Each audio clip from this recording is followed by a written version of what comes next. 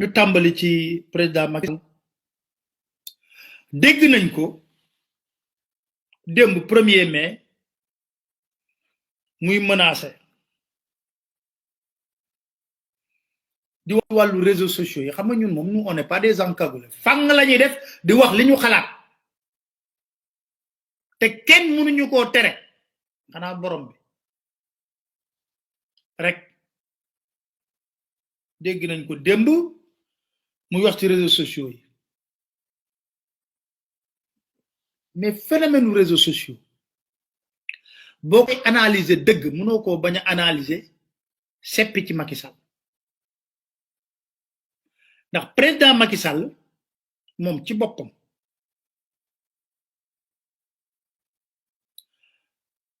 moo contrôler pratiquement la presse traditionnelle bu leen contrôler wul tamit xam nga wax naa la fii Sénégal groupe de pression moo fi ëpp groupe de presse ndax mu tax mu nekk groupe de pression mooy ñu moom groupe de presse yi ñi ci ëpp ay homme d'affaires lañ di deal ak état Sénégal looluy dëgg ñii takkal na leen ndombay tànk ngalap leen buñ bàyyee mu rëcc tuuti bu ñu bàyyee mu rëcc tuuti ñu tiirewaat leen les oreilles ñu recadrer seen groupe de presse li may wax dañ ko xam parce que duñ ko dund taw xal procès Khalifa Ababacar Sall toog naa benn bis note de service génn biir 2S ne buñ waxati ci affaire dossier Khalifa Ababacar Sall man leen dañ ci wax tant que y a de l'actualité dañ ci wax note de service te buñ waxati ci dossier Khalifa Ababacar Sall man leen ah man de su ma ci waree wax naa ci wax muy samedi mag muy lépp te continuer woon naa di ci wax parce que boobu amaana tournure dossier bi arrangé wul woon nguur gi donc dama lay wax ne ñi gérer président Macky Sall dafa noyauter toute la presse traditionnelle classique contrôler leen ba ñu dem ba nga xam ne gis nañ ne sénégalais yi amatuñ fu ñu waxee sénégalais yi si boppam ñu ci ëpp ne comme télé si poche la te am nañu liberté di wax dañuy dem waxee ci waxukaay yooyu le dañuy dem wax ci waxukaay yooyu le parce que lu tax wax ci waxukaay yooyu le moom Macky Sall moo ñu ko jàngaloon bilaay moo ñu ko jàngaloon ay ca moo ñu ko jàngaloon moom Macky Sall moom moo ñu ko jàngaloon moom moo Macky Sall moo ñu jàngaloon ne ay ca Macky Sall ci boppam moo ñu jàngaloon réseaux sociaux yi déglu leen ko fi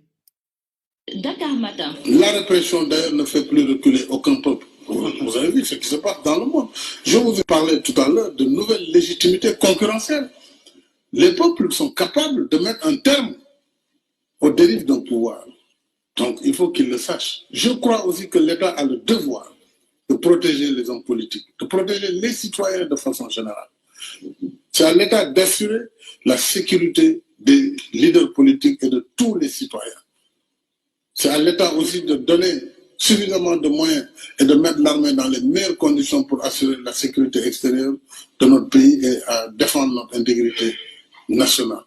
Par conséquent, je crois qu'il y a là un impératif pour l'État à se ressaisir et à comprendre que la récréation est terminée, il ne peut plus jouer. Aujourd'hui, la magie du clic, partout dans le monde, on le voit, fait face à la toute-puissance du fric et des flics. Donc le clic à travers les réseaux sociaux, Facebook, Twitter, YouTube, etc., à travers les appels qui se font, ils font face à la toute-puissance de l'argent et la toute-puissance de la répression. Donc vraiment, croire qu'avec la répression, on peut régler, faire ce qu'on veut, c'est vraiment ne pas avoir la bonne lecture sur les événements qui se passent aujourd'hui. La magie du clic fera face à la toute-puissance du fric et du flic. Yooyu nag dama lay wax ay notes yu sew la woon yu ñu ko bindaloon tegal ko ci taw table bi ay notes yu bëree bëri ay feuilles yu bëri waroon ko moom mi def ba muy wax lii moom moo ko waxoon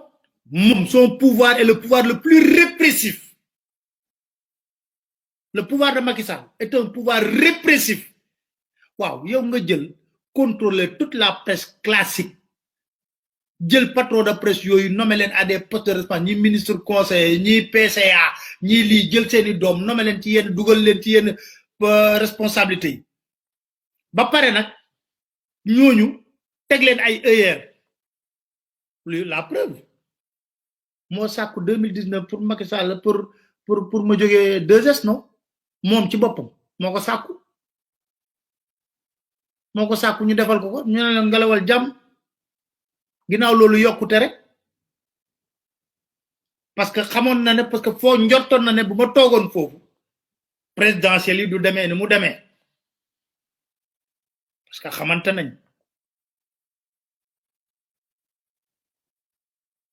alors mu sàkk ko ñu defal ko non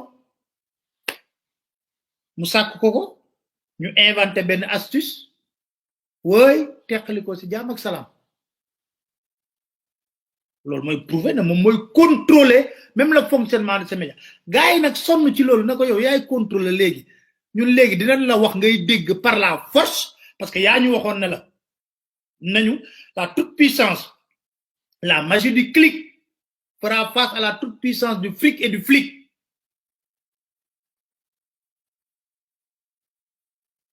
waaw gars yi nag di la ko jàmb ba mu saf nga koy dégg ci nii wala ci naa lu lëndëm lu ne ñu leeral ko sénégalais yi di ko déglu moom capacité la preuve de événement yi fi mujjee am jël nga décision tëj dagg signalu Sen TV ak Walfadjri ñooñu nekk di diffuser seen chaîne YouTube yi ba leen di delloo sax signal bi ñu ne leen ndokk téye leen seen signal soxla wuñ ko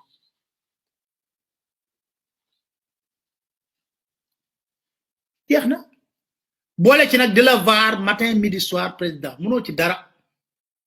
ndax nag neexul ba neexul mais am na kàddu yu bari ak rido mayga la kàddu yu bari rido mayga la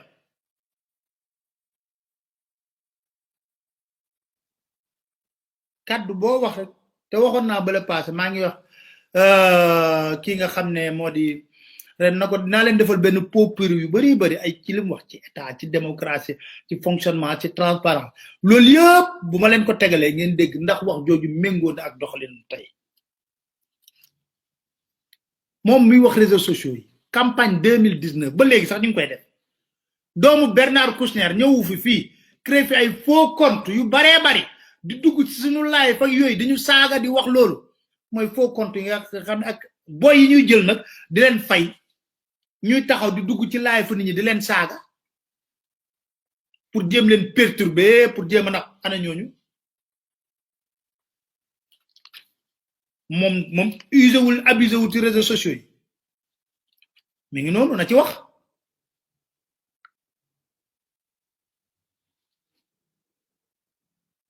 le régime de Macky Sall moom sax buy wax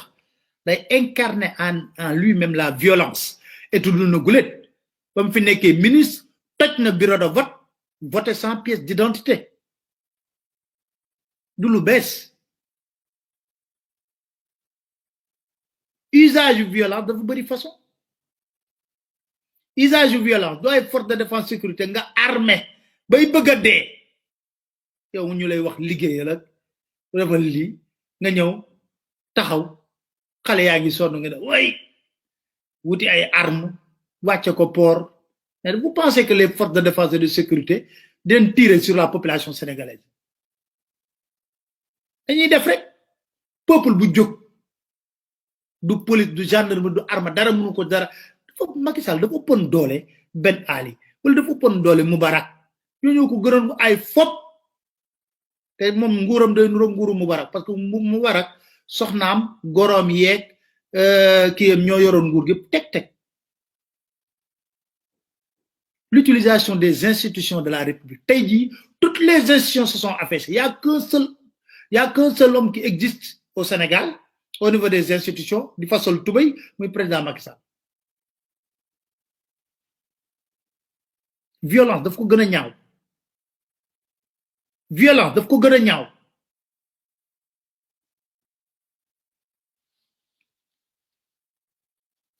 violence du pouvoir judiciaire bi ngay manipuler ba tay ji le Sénégal est devenu un état délinquant parce que état bo xamné ça bo démé ci juridiction internationale bu né ñu daanel la amul benn juridiction bo gagné lolu fi Souleymane Tile ko waxon ñu bëgg ko tam dem te muy dëgg gu wër pegg né day am kersa am gatché ñu xey suba ñu yobbu Sénégal état ci juridiction cour de justice de la CEDEAO mbir mo xamne ñom ñi magistrat fi ci réew mi xam nañ ne li cour de justice wax deug gu wër ping la parce que bañuy déglu Khalifa Ababacar Sall togul ak ay avocat am comme dañoo violer loi bi mu ne ñun ci biir Sénégal xam nañ ko ñun magistrat yi gatchale ci ñun bu ñu yobbo cour de justice CEDEAO sa su ne tek ñu ay daan mu melni ñun ay magistrat amuñu ñu xarañ si magistrat yu xarañ amna fi mais magistrat yu digne yu bëgg sauvegarder sen honneur sen respectabilité parce que yoy mo fi manki parce que dama dégg juge de mon j'ai démissionné d'une magistrature qui a démissionné par rapport à quoi par rapport à son honneur sa dignité sa respectabilité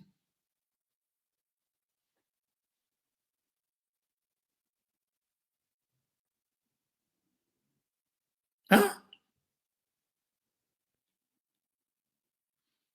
lan mo fam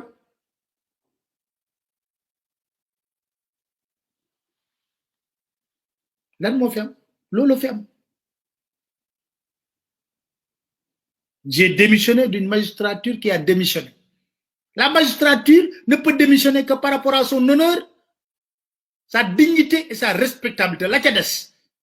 ngeen dégg procureur Alindo na len